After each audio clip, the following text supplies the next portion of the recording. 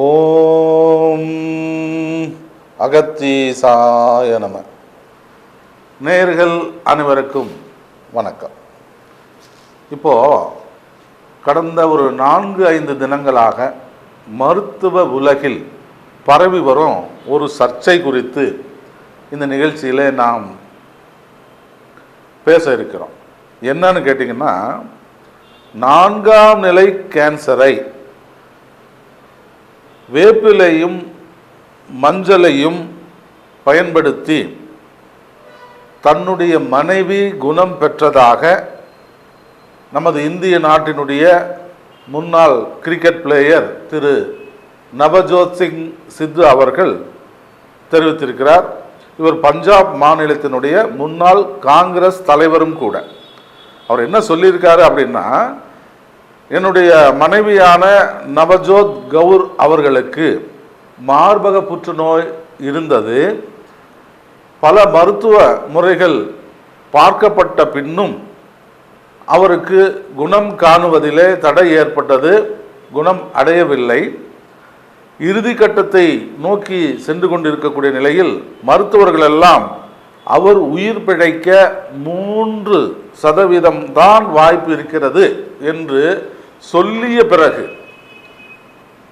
அவருக்கு அவருடைய மாநிலத்திலோ அவருடைய நண்பர்கள் மூலமாகவோ இன்றைக்கு வலைதளங்களில் இருக்கக்கூடிய சமூக செய்திகள் மூலமாகவோ கேள்விப்பட்டு வேப்பிலையும் மஞ்சளையும் மேலும் எலுமிச்சை சாற்றையும் பயன்படுத்தியதாக நாள்தோறும் இதனை எல்லாம் சற்று உணவு முறையில் மாற்றம் ஏற்படுத்தி பார்க்கின்ற பொழுது இந்த மஞ்சளும் வேப்பிலையும் எலுமிச்சை சாறும் இவைகள் எல்லாம் என்னுடைய மனைவியினுடைய உடல்நிலையிலே முன்னேற்றத்தை கொண்டு வந்தது. இன்றைக்கு என்னுடைய மனைவியானவர் பூரண குணம் அடைந்து விட்டதாக அவர் பத்திரிகை நண்பர்களுடன் பத்திரிகையாளர் முன்பு அந்த செய்தியினை தெரிவிக்கின்றார். இதனால் அவருக்கு என்னங்க லாபம்? அவருக்கு ஏதாவது பணம் வரப்போதா இந்த மாதிரி செய்தி சொல்றதுனால? தான் அடைந்த ஒரு அனுபவ உண்மையை மக்கள் அனைவருமே பயன்படுத்த வேண்டும் அப்படிங்கிற உயரிய எண்ணத்தில் தன்னுடைய மனைவிக்கு ஏற்பட்ட அந்த சிகிச்சை முறையில் கிடைத்த அந்த அனுபவத்தை எல்லோரும் பயன்படுத்தணும் அப்படின்னு நினைச்சதனுடைய நோக்கம்தான் அந்த பத்திரிகையாளருடைய பத்திரிகை செய்தி. அதை அவர் முன்னாடி சொன்ன செய்தி. இப்போ தனக்கு இருக்கிற வியாதியை எல்லாரும் வெளியில சொல்லணும், யாருமே முன் வர மாட்டாங்க. அப்படி இருக்கும் பொழுது திரு சித்து அவர்கள் தன்னுடைய மனைவிக்கு மார்பக புற்றுநோய் இருந்தது, மருத்துவர்களால் கைவிடப்பட்ட நிலையிலே நான் மஞ்சளையும் வேப்பிலையும் எலுமிச்சை சாற்றையும் பயன்படுத்தி இன்றைக்கு என்னுடைய மனைவி குணமாக இருக்கிறார் என்று பத்திரிகையாளர் முன்பு பகிரமாக வெளியிட்டார் அந்த கருத்தினை. இது எதற்காக என்றால் மக்களுக்கு சென்று சேர வேண்டும், மக்கள் எல்லோரும் இதை பயன்படுத்த வேண்டும் என்பதற்காக. இந்த செய்திக்கு மருத்துவ உலகிலே கடும் சர்ச்சை ஏற்பட்டது. இப்போ இந்திய திருநாட்டினுடைய மருத்துவமாக இருக்கக்கூடியது இந்தியன் மெடிசன், சித்தா, ஆயுர்வேதா, யுனானி, இது போன்ற இந்திய மருத்துவ முறைகள். ஃபாரின்லேருந்து வந்தது தான் மாற்று முறை மருந்துகள் எல்லாமே. இப்போ எந்த விஷயம் ஒரு மனிதனுடைய உயிர் காக்குதோ அது எந்த மருத்துவமாக இருந்தாலுமே அதை ஆபத்து நேரத்தில் எடுத்துக்கொள்வதில் எந்த தவறும் இல்லை. அதே நேரத்தில் இன்றைக்கு சித்து அவர்கள் மஞ்சளையும் வேப்பிலையும் பற்றி ஒரு தவறான செய்தியை பரப்பி கொண்டு இருக்கிறார் என்ற ஒரு கண்டனத்தை மருத்துவ உலகம் தெரிவிப்பது கண்டிக்க வேண்டிய ஒன்று. ஏனென்றால் ஆயுஷ் அமைப்பின் கீழ்தான் இந்திய மருத்துவம் வருகிறது. ஆயுர்வேதா, யுனானி, யோகா, சித்தா, ஹோமியோபதி போன்ற மருந்துகள் எல்லாமே நமது நாட்டினுடைய இந்திய திருநாட்டினுடைய ஒரு பாரம்பரியமிக்க மருத்துவமாக இவைகள் எல்லாம் திகழுகின்றன. இதற்கான தோற்றம் ஆராய்ந்து பார்த்தால் அந்த வருடத்தை கணக்கிடவே முடியாது.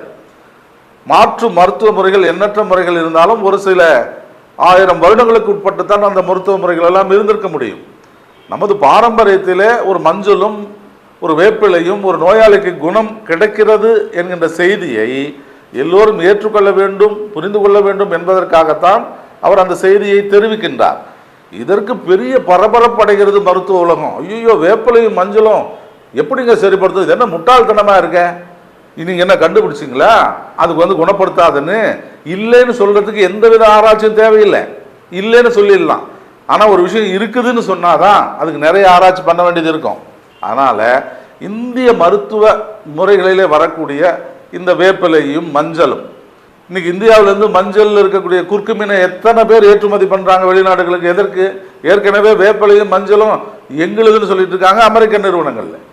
அப்படி இருக்கும் பொழுது காலங்காலமா நம்ம வேப்பிலை அம்மனுக்கு சாத்திட்டு மஞ்சளை முகத்துல பூசிட்டு நிக்கிறோம். இப்படி இருக்கும் பொழுது ஒவ்வொரு மூலிகை தாவரத்திற்கும் ஒரு மருத்துவ குணம் உண்டு. அது இல்லைன்னு சொல்றதுக்கு இவங்க என்ன ஆராய்ச்சி பண்ணாங்களா? பயன்படுத்தி பார்க்கணும். எதையுமே ஆராயாம சொல்ல முடியாது. இந்த மருத்துவத்தால தான் குணப்படுத்த முடியும் எப்படி சொல்றீங்க நீங்க? அதை பத்தி என்ன ஆராய்ச்சி பண்ணீங்க நீங்க? இப்போ மாற்று மருத்துவத்தை பத்தி எங்களுக்கு தெரியாது, அதை பத்தி நாங்க எதுவும் சொல்றோமா? இல்லையே. அப்படி இருக்கும் பொழுது ஒரு மருத்துவ முறை பற்றி தெரியாத, படித்த, பட்டம் பெற்ற, பதிவு பெற்ற எந்த துறை சார்ந்த மருத்துவர்களாக இருந்தாலும் ஒரு கருத்தை சொல்வதற்கு முன்னாளில் அது கருத்து ஏற்புடையதா ஆய்வுக்குடையதா என்று யோசித்து பேச வேண்டும். ஒரு மருத்துவ முறையை குறை சொல்லிவிடக் கூடாது. மஞ்சளும் வேப்பிலையும் சாதாரணது இல்லை. ஏன் 2003 சார்ஸ் நோய் வந்தது, அப்போ சித்த மருத்துவத்தில் இருந்த நிலவேம்பு எத்தனை பேர் குடித்து பயனடைஞ்சாங்க? 2006 உங்களுக்கு ஞாபகம் இருக்கும், நல்லா யோசனை பண்ணி பாருங்க. 2006 சிக்கன் குனியா வந்தது. எண்ணற்ற மருத்துவ முறைகள் இருந்தாலும் நிலவேம்பு கஷாயத்தை எத்தனை பேர் குடிச்சீங்க? H1N1 வைரஸ் 2009 பன்றி காய்ச்சல். அந்த நேரத்தில் இந்த மருத்துவம், பாரம்பரிய மருத்துவம் எந்த அளவுக்கு உதவி பண்ணது? ஏன் COVID-19 எத்தனை பேர் இந்த மருத்துவத்தால் காப்பாற்றப்பட்டாங்க? அதில் பயன்படுத்தலாம் என்ன? மூலிகைகள் தாங்க. மஞ்சள், வேப்பிலை போன்ற நோய் எதிர்ப்பு ஆற்றலை கொடுக்கக்கூடிய மூலிகைகள் தான். அப்போ புற்றுநோய்க்கு நமது இந்திய திருநாட்டில் NS வைத்திய நாராயணமூர்த்தி அப்படின்னு வடக்கு கர்நாடகத்தில், குறிப்பாக அனந்தபுரா, கௌதம்புரா, நரசிம்மபுராங்கிற அந்த ஊருக்கு பேர். போய் பாருங்க, தினம் 500 பேர் கீழே நிற்கிறாங்க கேன்சர் நோயாக்கான. அங்கே ஒரு சில பட்டைகள் கொடுக்கப்படுது. ஜப்பான்லேருந்து வந்து கூட அவர் கீழே நின்று அந்த மருந்தம் வாங்கிட்டு போறாரு. அவருடைய நோக்கம் என்ன? அந்த நோயாளி எப்படியாவது காப்பாற்றணும், அவருடைய வாழ்நாளை நாங்கள் உயர்த்திட முடியாதா அப்படிங்கிற அக்கறைக்காக தான் ஒரு ஜப்பான்ல இருந்து கூட இந்தியாவை நோக்கி, அந்த அனந்தபுராவை நோக்கி வராங்க. கேரளாவில் முக்காலிங்கிற ஒரு பாலக்காடு பக்கத்தில் வள்ளியம்மாள் குருகுலம், அது அந்தந்த மாநில அரசாங்கத்தால் அனுமதி கொடுக்கப்பட்டு அந்தந்த கேன்சர் மருந்துகள் கொடுத்துட்டு தான் இருக்காங்க. இன்றைக்கு ஒட்டுமொத்த ஒரு சர்வே பண்ணி பாருங்க, பாரம்பரிய மருத்துவத்தில் குணமடைபவர்கள் எத்தனை பேர், வாழ்நாள் நீடித்துக் கொள்பவர்கள் எத்தனை பேர், மாற்று மருத்துவ முறைகளிலே கொடுக்கப்படும் சிகிச்சைகளிலே அவருடைய வாழ்நாட்கள் எப்படி நீடிக்கிறதுன்னு பார்த்தீங்கன்னா, பாரம்பரிய மருத்துவத்தில் யாரெல்லாம் பயன்பெற்றார்களோ அவர்களுடைய எண்ணிக்கைத்தான் அதிகமாக இருக்கும். ஆகவே இது சிறந்த மருத்துவம், அது சிறந்த மருத்துவம் இல்லை நாங்கள் சொல்ல வரல. எங்களுக்கு அந்த நோக்கமும் இல்லை, நாங்கள் முட்டாள்தனமாகவும் பேசவும் மாட்டோம். ஏன்னா இங்கே முட்டாள்தனமா இதை வேப்பிலையும் மஞ்சளையும் பயன்படுத்தி வீணா போகாதுங்கிற மாதிரி ஒரு கண்டன குரல் எழுது இல்லையா? இதைத்தான் நாங்கள் கண்டிக்கின்றோம். இந்திய திருநாட்டில் இருக்கக்கூடிய அத்துணை மாநிலத்திலும் ஒவ்வொரு மாநிலத்திற்கும் ஒரு பாரம்பரியம் உண்டு, அங்கே ஒரு மருத்துவ அறிவு உண்டு. அந்த கொஞ்சம் நஞ்சம் இருக்கிற மருத்துவ அறிவையும் கொஞ்சம் விட்டு வைங்க, எல்லாத்தையும் கொண்டு போயிடாதீங்க. நாளைக்கு எதிர்காலத்தில் உங்களுக்கும் தேவைப்படாது. அதனால இந்த மருந்து நமது நாட்டினுடைய ஒரு பாரம்பரியமிக்க மருந்து. எல்லா நோய்களுக்கும் அந்தந்த மருத்துவத்திலே ஒரு சிறந்த சிகிச்சை கிடைக்கின்றது, அவர் வாழ்நாளை நீட்டிக்கக்கூடிய வாய்ப்பும் கிடைக்கிறது. ஆகவே ஒன்றை குறை சொல்லி மற்றொன்றை உயர்த்துவதனால் எந்த பயனும் இல்லை. மக்களுக்கு தெரியும் எது நல்லது எது கெட்டதுன்னு. ஆகவே இது போன்று பேசிக்கொண்டிருக்காமல் அவரவர்கள் மருத்துவத்தை நாடி வரக்கூடிய நோயாளிகளுக்கு சிறந்த மருத்துவத்தை செய்வதற்கான முயற்சி பண்ணுங்க. மற்ற மருத்துவத்தை குறை சொல்வதை நிறுத்தி கொள்ளுங்கள். ஆகவே பாரம்பரியம் மிக்க மருந்துகள் நமது மக்களை காக்க நமது முன்னோர்கள் நமக்கு விட்டு சென்ற அறிவுடன் இங்கு காத்து கொண்டு இருக்கிறது என்பது மக்களுக்கு தெரியும். இது நம் நாட்டு வைத்தியம், வீட்டு வைத்தியம், பாட்டி வைத்தியம். அதை பேணி காப்போம், வளர்ப்போம்.